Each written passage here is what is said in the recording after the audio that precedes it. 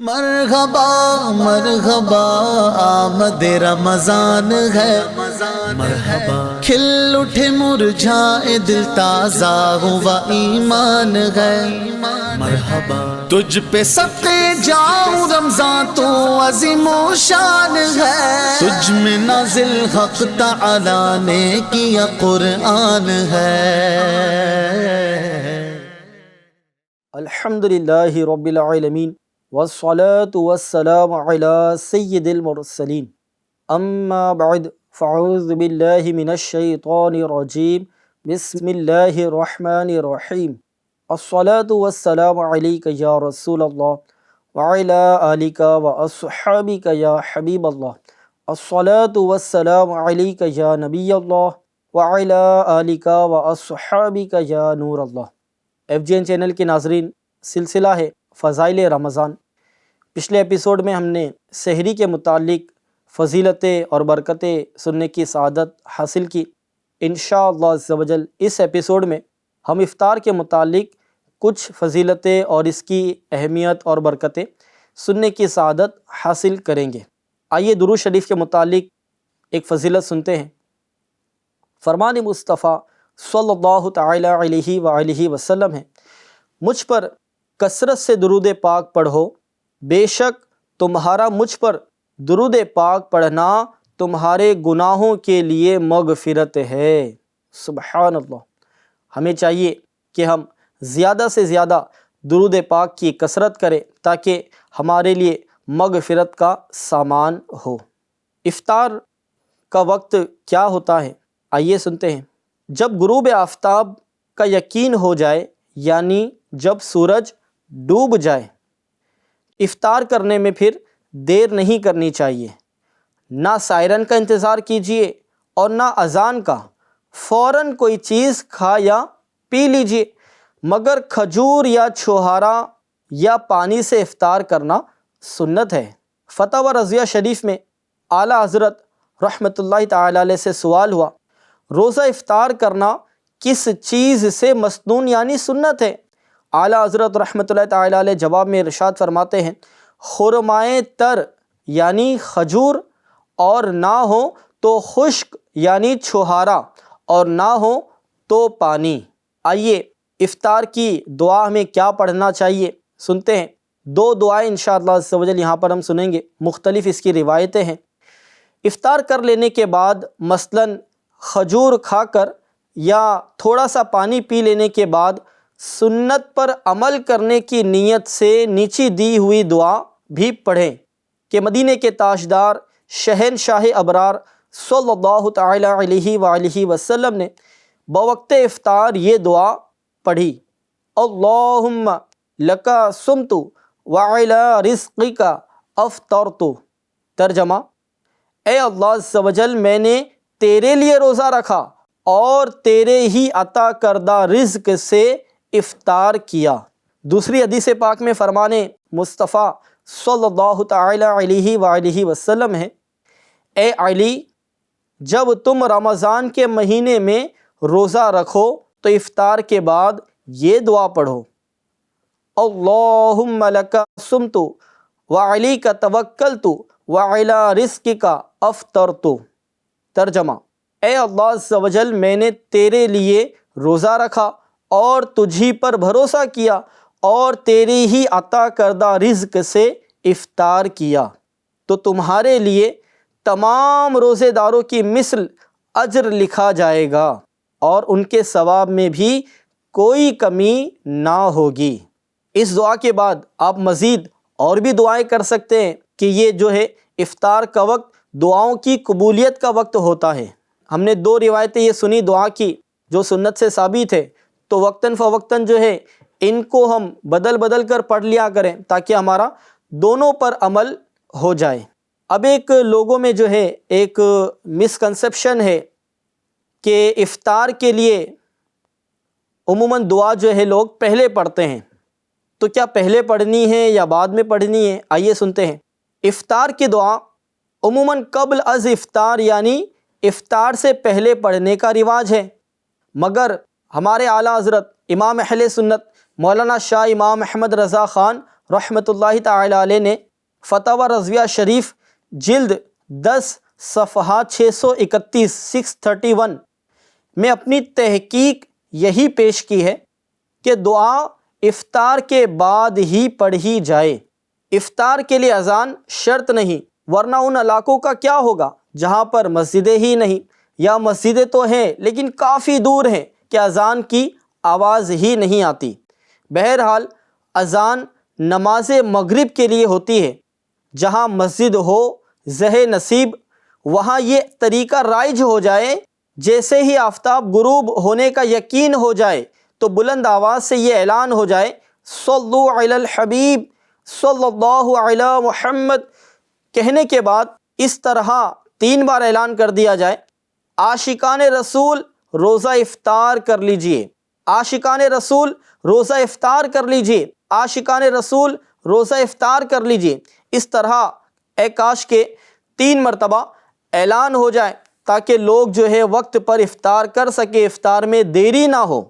آئیے افطار کے متعلق کچھ پیارے آقا صلی اللہ تعالی علیہ وسلم کے فرامین سنتے ہیں۔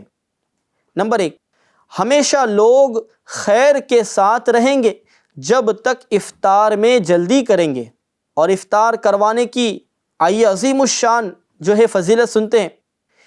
جس نے حلال کھانے یا پانی سے کسی مسلمان کو روزہ افطار کروایا، فرشتے ماہ رمضان کے اوقات میں اس کے لیے استغفار کرتے ہیں، اور جبریل علیہ السلام شب قدر میں اس کے لیے استغفار کرتے ہیں۔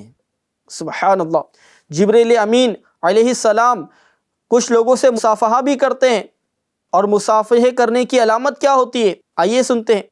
جو حلال کمائی سے رمضان میں روزہ افطار کروائے، رمضان کی تمام راتوں میں فرشتے اس پر درود بھیجتے ہیں، اور شب قدر میں جبریل علیہ السلام اس سے مصافحہ کرتے ہیں، اور جس سے جبریل علیہ السلام مصافحہ کر لیں اس کی آنکھیں اشک بار ہو جاتی ہیں اور اس کا دل نرم ہو جاتا ہے۔ اسی طرح پیارے آقا صلی اللہ تعالی علیہ وسلم کا مزید ایک فرمان، جو روزہ دار کو پانی پلائے گا اللہ عز و جل اسے میرے حوض سے پلائے گا کہ جنت میں داخل ہونے تک پیاسا نہ ہوگا۔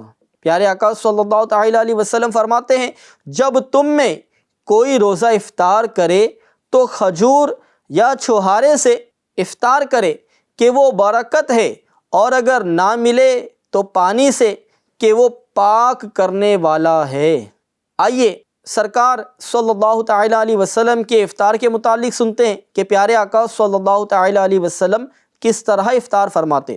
حضرت سیدنا انس رضی اللہ تعالی عنہ سے روایت ہے، اللہ عز و جل کے حبیب لبیب صلی اللہ تعالی علیہ وآلہ وسلم نماز سے پہلے تر کھجوروں سے روزہ افطار فرماتے۔ تر کھجوریں نہ ہوتی تو خشک کھجوریں یعنی چھہاروں سے، اور یہ بھی نہ ہوتی تو چند چلو پانی پیتے۔ FGN چینل کے ناظرین، احادیث مبارکہ میں سحری اور افطار میں کھجوروں کے استعمال کی ترغیب موجود ہیں۔ ہم نے سنا، سحری کے ایپیسوڈ میں بھی سنا کہ سحری کھجور کھا کر بھی ہم کر سکتے ہیں، اور یہ سنت بھی ہے، اور ساتھ ہی ساتھ ابھی افطار کے موضوع پر بھی ہم نے ابھی سنا کہ کھجوروں کے ذریعے جو ہے افطار کیا جاتا ہے، اور یہ سنت بھی ہے۔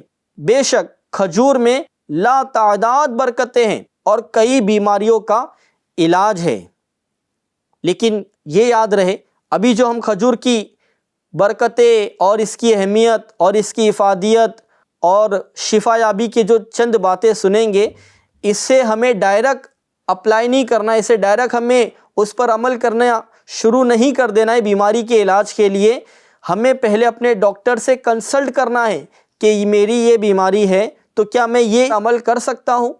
احادیث مبارکہ میں جو علاج بیان ہوتے ہیں اس کے متعلق انشاءاللہ عز و جل ہم ابھی آگے سنیں گے کہ اس پر ہمیں کیسے عمل کرنا چاہیے۔ جو بھی احادیث میں علاج مذکور ہوتے ہیں، علاج بیان ہوتے ہیں، تو کیا ہم ڈائریکٹ بنا کسی ڈاکٹر سے کنسلٹ کیے ہوئے کیا ہم ڈائریکٹ اس پر عمل کر سکتے ہیں؟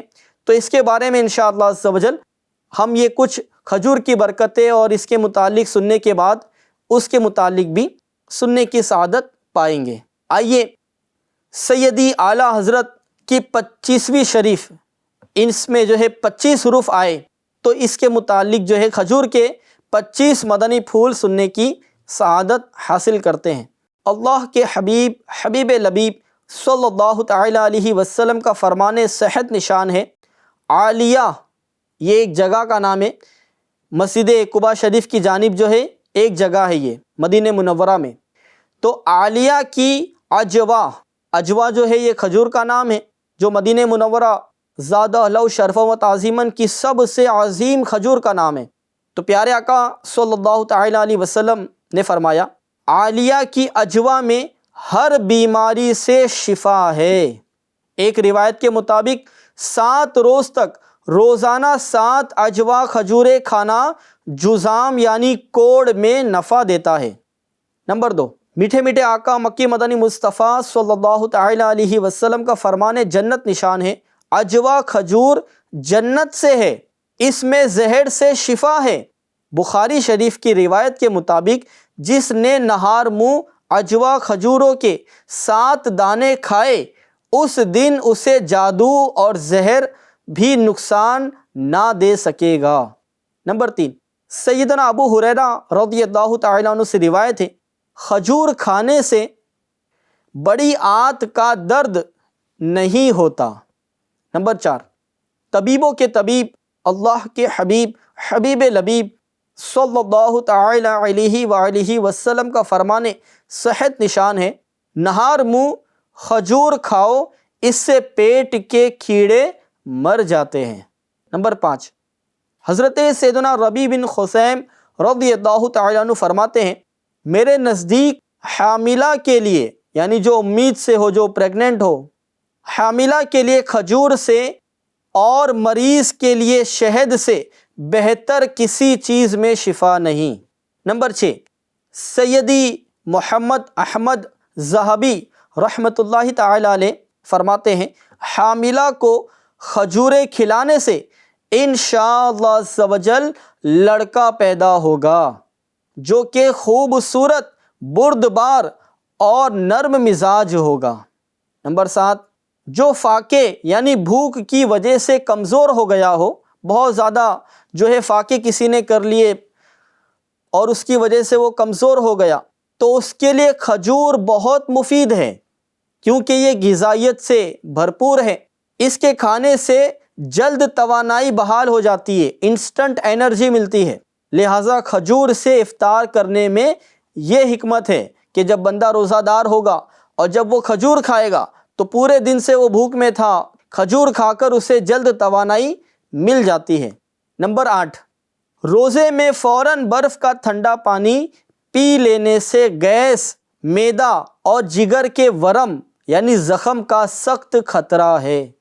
کھجور کھا کر ٹھنڈا پانی پینے سے نقصان کا خطرہ ٹل جاتا ہے، مگر سخت ٹھنڈا پانی ہرگز نہیں پینا چاہیے۔ نمبر 9، کھجور اور ککڑی، کھجور اور ککڑی نیز کھجور اور تربوز ایک ساتھ کھانا نبی کریم صلی اللہ تعالی علیہ وآلہ وسلم سے ثابت ہے، اس میں بھی حکمتوں کے مدنی پھول ہیں۔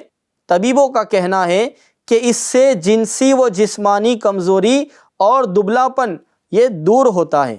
اسی طرح مکھن کے ساتھ کھجور کھانا بھی نبی کریم صلی اللہ تعالی علیہ وآلہ وسلم سے ثابت ہے۔ نمبر 10، کھجور کھانے سے پرانی قبض یہ دور ہوتی ہے۔ نمبر 11، دمے، دل، گردے، مثانے، پتے اور آنتوں کے امراض میں کھجور مفید ہے، یہ بلغم خارج کرتی، منہ کی خشکی دور کرتی اور پیشاب آور ہے۔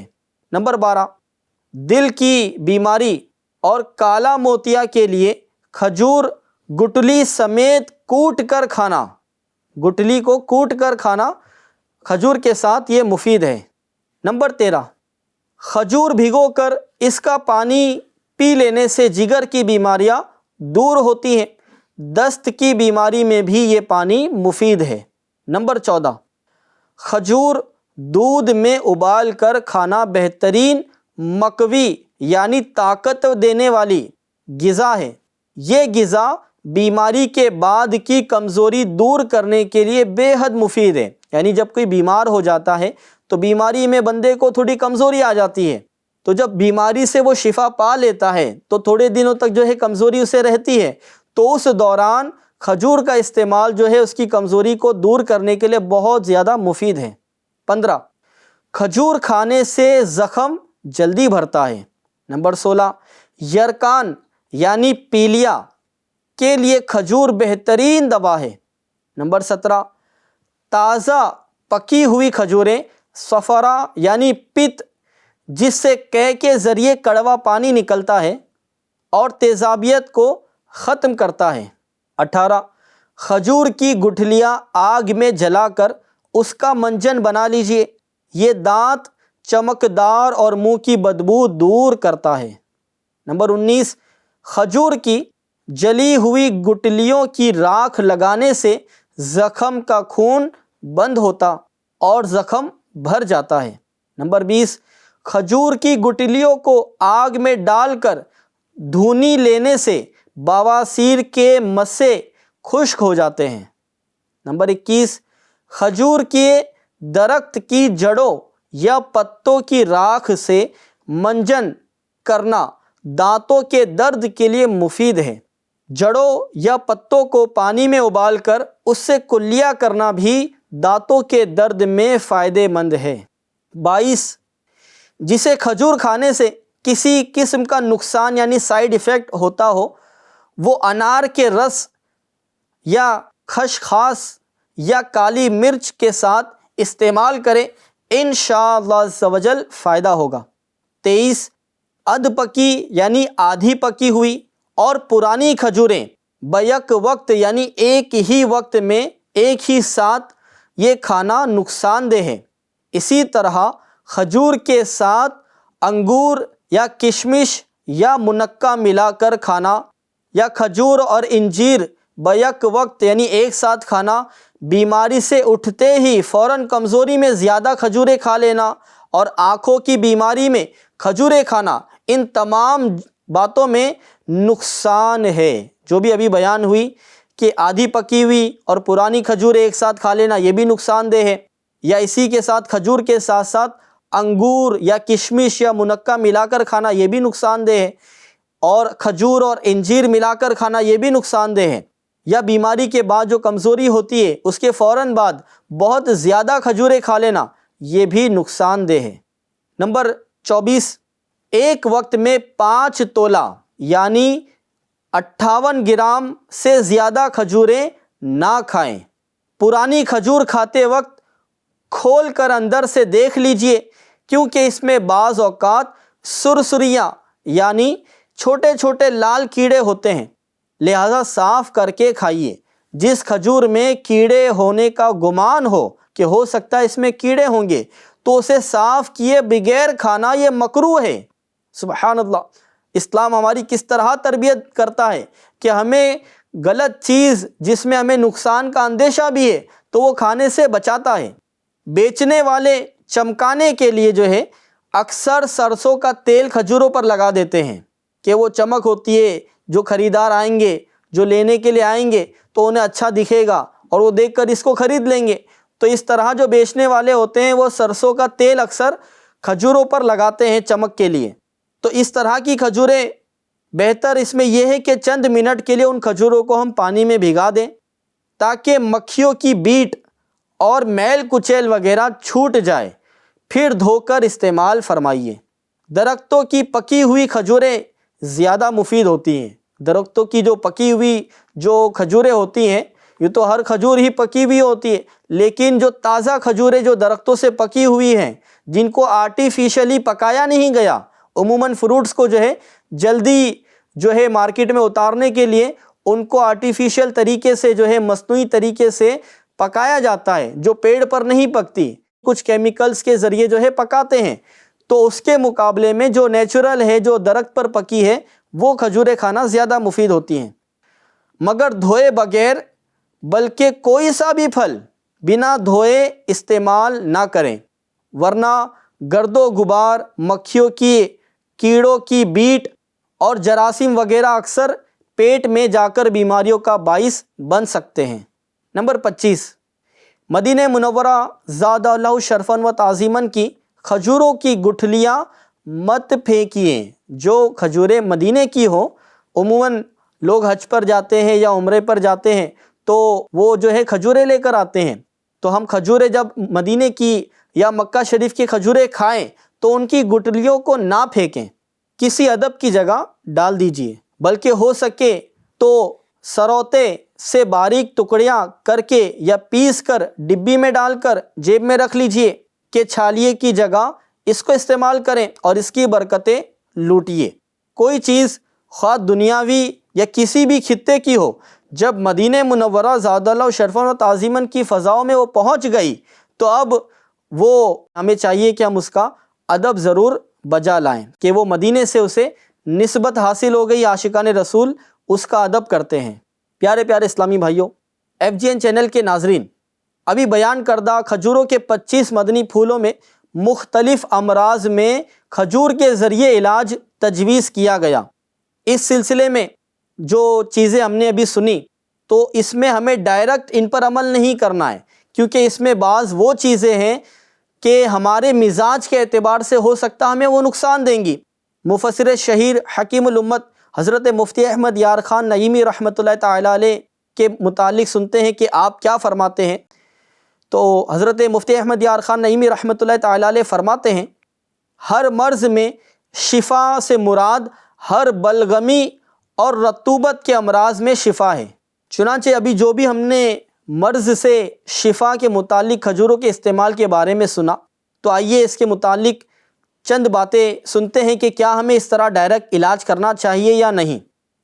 چنانچہ حدیث پاک میں ہے، یعنی کالا دانہ یعنی کلونجی میں موت کے سوا ہر بیماری سے شفا ہے۔ اس کے تحت مفسر شہیر حکیم الامت حضرت مفتی احمد یار خان نعیمی رحمۃ اللہ تعالیٰ علیہ فرماتے ہیں کہ ہر مرض میں شفا سے مراد ہر بلغمی اور رطوبت کے امراض میں شفا ہے، کیونکہ کلونجی گرم اور خشک ہوتی ہیں، لہٰذا تر والی اور سردی کی بیماریوں میں مفید ہوگی۔ آگے چل کر مزید فرماتے ہیں کہ یہاں مراد عرب کی عام بیماریاں ہیں، کیونکہ یہ عرب میں پیارے آقا صلی اللہ تعالیٰ علیہ وسلم نے وہاں کے لوگوں سے خطاب فرمایا، تو وہاں پر جو عام بیماریاں اس دور میں رائج تھیں ان کے لیے شفا یابی کے تعلق سے تھا، یعنی کلونجی عرب کی عام بیماریوں میں مفید ہیں۔ خیال رہے کہ احادیث شریف کی دوائیاں کسی حاذق طبیب یعنی ماہر ڈاکٹر کی رائے سے استعمال کرنی چاہیے۔ اہل عرب کو تجویز کردہ دوائیں صرف اپنی رائے سے استعمال نہ کریں کہ ہمارے طبعی یعنی ہمارا جو نیچر ہے، ہمارے باڈی کی جو طبعی مزاج ہے، یہ اہل عرب کے طبعی مزاج سے جدا گانا ہے۔ ساتھ یہ بھی تاکید ہے کہ جو ہم نے ابھی نسخے سنے ان کو اپنے طبیب کے مشورے کے بغیر استعمال نہ کیا جائے، اگرچہ نسخہ اس بیماری کے لیے ہو جو بیماری آپ کو لاحق ہے، لیکن پھر بھی بنا ڈاکٹر کی کنسلٹیشن کے، بنا ڈاکٹر کے مشورے سے ان چیزوں کو ہمیں استعمال نہیں کرنا چاہیے۔ ہو سکتا ہے کہ ایک چیز کسی کے لیے فائدہ مند ہو لیکن کسی اور کے لیے وہ چیز نقصان دہ ہو۔ آئیے افطار کے وقت دعائیں قبول ہوتی ہیں، اس کے متعلق کچھ فرامین مصطفیٰ صلی اللہ تعالیٰ علیہ وسلم سنتے ہیں۔ دو فرامین مصطفیٰ صلی اللہ تعالیٰ علیہ وسلم، بے شک روزہ دار کے لیے افطار کے وقت ایک ایسی دعا ہوتی ہے جو رد نہیں کی جاتی۔